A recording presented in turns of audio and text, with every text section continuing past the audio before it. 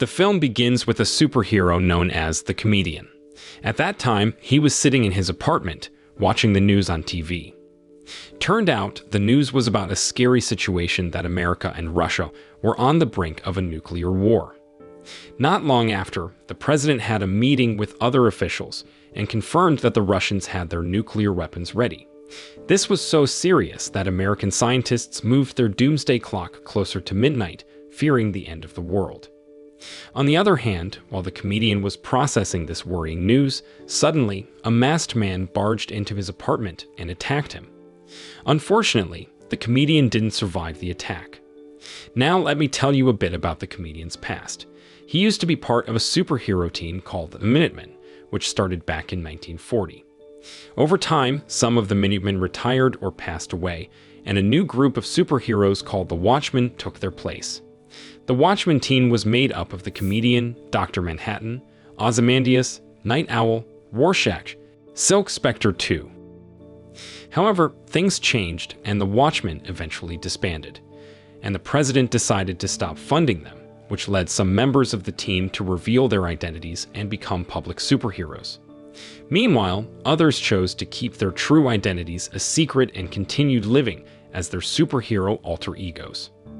One day, Night Owl, whose real name was Daniel Dreiberg, had just visited his mentor, Hollis Mason, the original Night Owl from the Minutemen group. When he got back home, he was surprised to find his door wide open. To his relief, he discovered it was Rorschach, his fellow Watchmen member, who was just hanging out in the kitchen. Turns out, Rorschach had some shocking news to share that the comedian had been murdered by some mysterious person.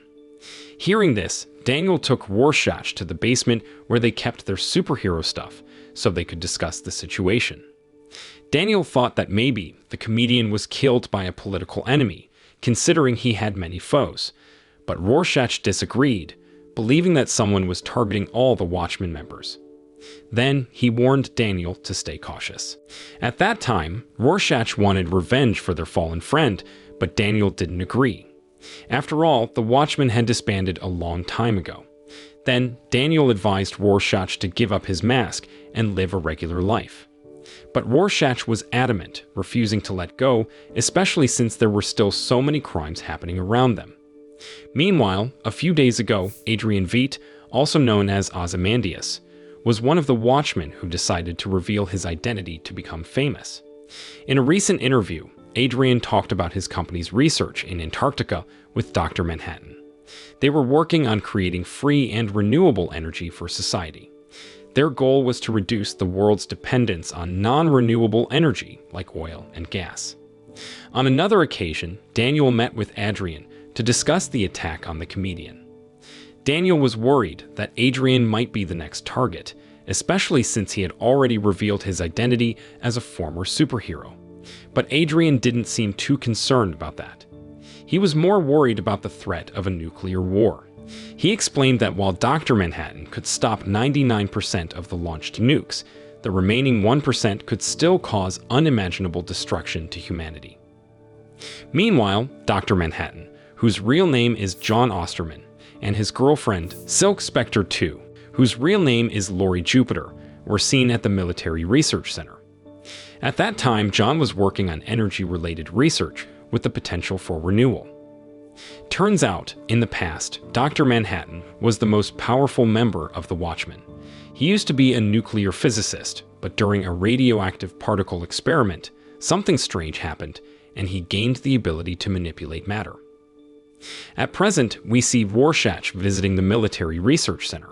He wants to warn Dr. Manhattan and Lori about a possible threat to the lives of former Watchmen members, including Dr. Manhattan. But Dr. Manhattan explains that he can't see the future clearly due to some interference from tachyon waves, and he suspects that a nuclear war might be on the horizon. After the talk with Rorschach, Dr. Manhattan teleports his partner and then gets back to work. Meanwhile, Lori isn't entirely convinced about the nuclear war prediction, since Dr. Manhattan couldn't see it clearly. Then, she suggests that they meet up with Daniel, but Dr. Manhattan declines, saying he's too busy with his work. At the same time, Rorschach confronts Malak after spotting the nemesis of the Minutemen at the comedian's funeral. There, Rorschach demands an explanation from Malak about why he's there, and Malak explains that he came to pay his respects to the comedian, who died a week before after visiting him while he was drunk and asleep. During their conversation, the comedian mentioned some things that Malak wasn't aware of. He mentioned a list that included Malak's name and John's ex-girlfriend, Janie Slater. Sadly, Malak had no idea what the list referred to. Soon after, Rorschach decides to search Malak's belongings and finds an envelope from Pyramid Transnational Company and Malak's cancer medicine. On the other hand, Lori gets fed up with her boyfriend John, who seems more interested in his project with Adrian, so she decides to leave him. Later, John attends a press conference about his collaboration with Adrian, while Lori goes to visit Daniel, who invites her to meet Hollis. On their way to Hollis' house, they get stopped by the Not Tops gang and end up fighting them. Thanks to their superhero skills, they easily defeat the Not Top members. Meanwhile, at the TV station office, John began his press conference, but things got tense when journalists started asking about his superhero partner who died of cancer. This made John feel guilty, especially when Janie showed up and blamed him for her illness too.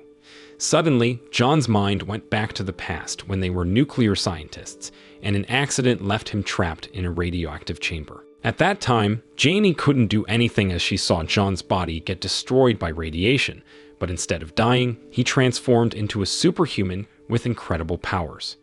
Because of that, the American military used his abilities to overpower enemy countries.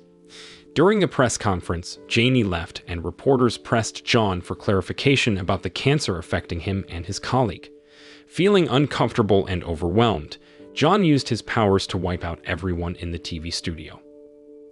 A little later, FBI officers went to see Lori looking for John, who had disappeared after the press conference. But they couldn't find him anywhere on Earth, and Lori didn't know where he was either, even though she was with Daniel earlier. Unbeknownst to them, John had actually teleported to Mars.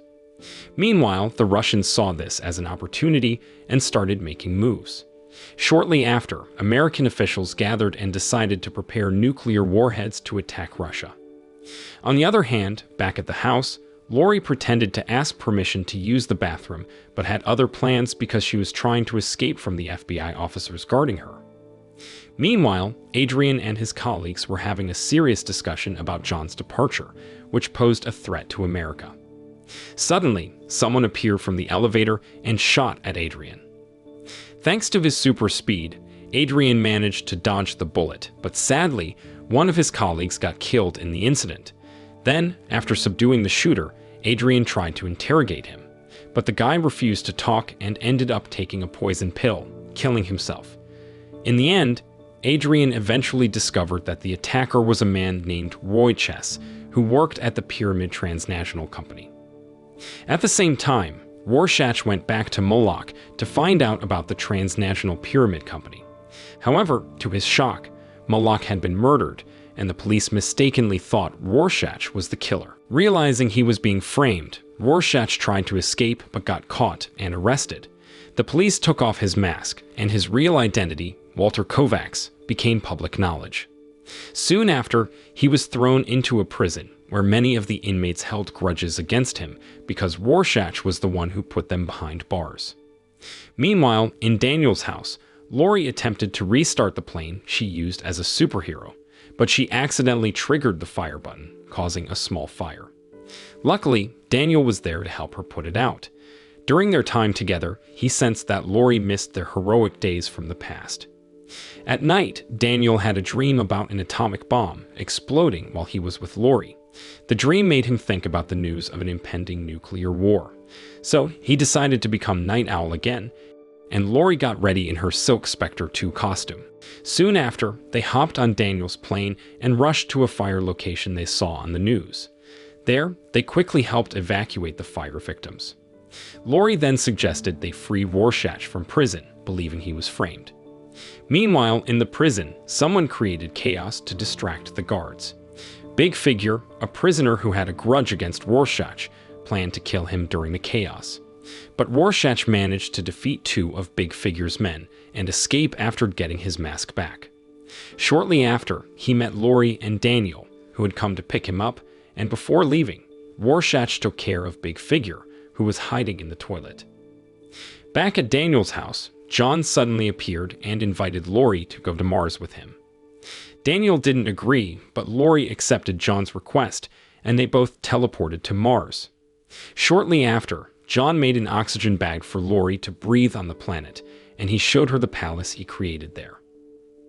Back on Earth, on the street, the Not Top gang members learn that Rorschach has escaped with the help of Night Owl, and those who hold a grudge against Night Owl decide to head to Hollis' house. Little do they know that the Night Owl, who helped Rorschach escape, is actually Daniel. When they reach Hollis' house, they start attacking him. Unfortunately, Hollis is no match for them due to his old age, and he tragically dies after the brutal beating by the thugs. Meanwhile, Rorschach and Daniel try to uncover the leader of the transnational pyramid company. They visit a bar and question all the visitors about the company. They notice a man who seems suspicious, and Rorschach directly asks him about Roy's attempt to kill Adrian. The man claims he doesn't know Roy, but under Rorschach's relentless pressure, he eventually confesses that Janie, who works at the pyramid company, ordered him to recruit Roy.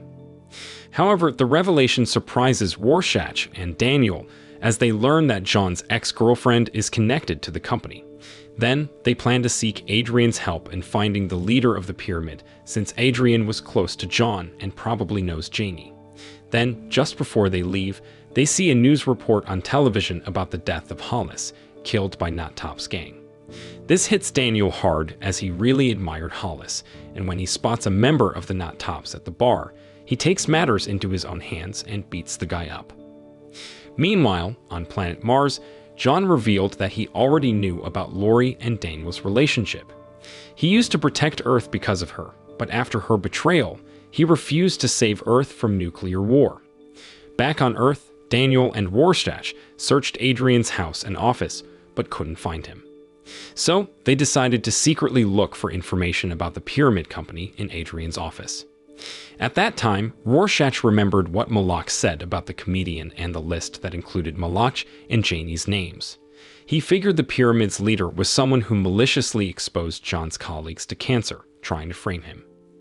Meanwhile, in another room, Daniel found a suspicious file but couldn't open it since it required a password. Then he tried different combinations to unlock it. On the other hand, Rorschach found a research file about John's powers. Then, while Daniel was still trying various passwords, Rorschach noticed a note on Adrian's desk and tried using the title of a book as the password. Surprisingly, it worked, and they discovered that Adrian was the leader of the pyramid company.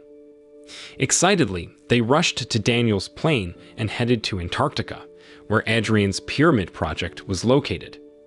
At the same time, in Antarctica, Adrian was celebrating the success of his energy reactor with his scientists. However, once the reactor was activated, he coldly killed all the scientists who had helped him. Meanwhile, on planet Mars, John remained unwilling to return to Earth and save humanity from destruction, despite Lori's pleas. He believed that humanity's ego-driven actions were the cause of Earth's destruction. However, Lori, an ordinary human, couldn't fully grasp John's perspective and begged him to take her back to Earth. Before sending her home, John touched Lori's head, allowing her to see things he could see. However, instead of the present, Lori saw the past, witnessing her parents fighting, and to her shock, she discovered that her real father was the comedian. Sadly, this revelation was hard for her to accept, as she felt her parents had been lying to her all along. At that time, John tried to comfort her, and as he connected with humanity, he realized how precious it was. Shortly after, he decided to return to Earth. Meanwhile, in Antarctica, Daniel and Rorschach had to walk to the pyramid headquarters because their plane's engine failed due to the extreme cold. On the other hand, Adrian saw them approaching on the surveillance camera. Then, when they arrived at the base, they sneaked in to confront Adrian, but he was already aware of their presence. Soon after, the three former superheroes got into a heated fight. Not long after, Adrian confessed that he had killed the comedian and blocking John's ability to see the future with tachyon particles. He also trapped Rorschach, ensuring he would end up in jail. At that moment, Adrian knew he did something terrible. He used a reactor made by John and placed it in various cities around the world to wipe out millions of people. He hid his evil plan from John, wanting the world to believe John was responsible for the bombings. Adrian believed that sacrificing millions would bring peace to Earth. Shockingly, he had activated the bombs 35 minutes ago, and shortly after his confession, explosions devastated several cities, causing the death of millions. Now, everyone believed that John's reactor caused the destruction, accusing him of being the mastermind behind the bombings. A little while later, John and Lori arrived back on Earth, only to be shocked by the sight of several destroyed cities. They realized that Adrian had misused John's artificial energy reactor for evil purposes. Determined to confront Adrian, they teleported to his headquarters. When they arrived, John urged Adrian to stop his destructive actions. But instead, Adrian locked John in a radioactive room and tried to destroy him with a radioactive beam. Seeing John's body in pain, Adrian felt triumphant, boasting that his colleagues couldn't achieve world peace like he did. However, to his surprise, John transformed into a giant and attempted to catch Adrian. But soon after, John returned to his normal form, declaring that Adrian wouldn't be able to destroy him. Feeling cornered, Adrian showed a broadcast of the American president announcing that America and Russia would join forces against John, claiming he was responsible for the destruction in both countries. At that time, Adrian believed his actions had successfully prevented a nuclear war. However, Rorschach and Daniel strongly disagreed with his extreme methods. Rorschach was determined to reveal the truth about the real bombers and clear John's name. Surprisingly, John supported Adrian's actions and was even willing to leave Earth and take the blame if it meant achieving world peace. In the end, Rorschach decided to expose Adrian as the true mastermind behind the bombings. But John blocked him, and Rorschach declared he would rather die than hide the truth. Reluctantly, John destroyed Rorschach's body and left Earth. Emotional and furious, Daniel then attacked Adrian without any resistance from him. Soon after, Adrian calmly stated that peace would always come with sacrifices. And that's how the film ends. The moral lesson from the film is when superheroes fight, don't forget to take breaks for a cup of tea.